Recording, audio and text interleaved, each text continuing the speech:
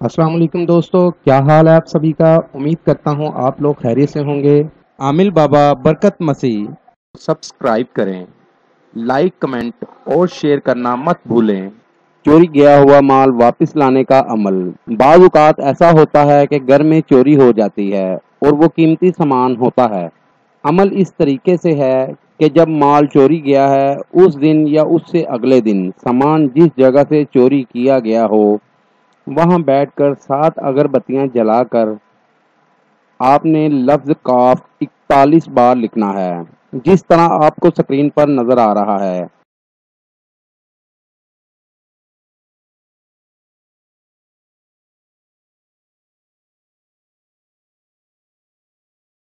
लिखने के बाद आपने इसका नाम लिखना है जो सामान चोरी गया हो, या कहारो 40 दिन तक 3060 मरतबा पढ़ना है। और जो नक्श होगा इसको लिखने के बाद आप सामने रखेंगे।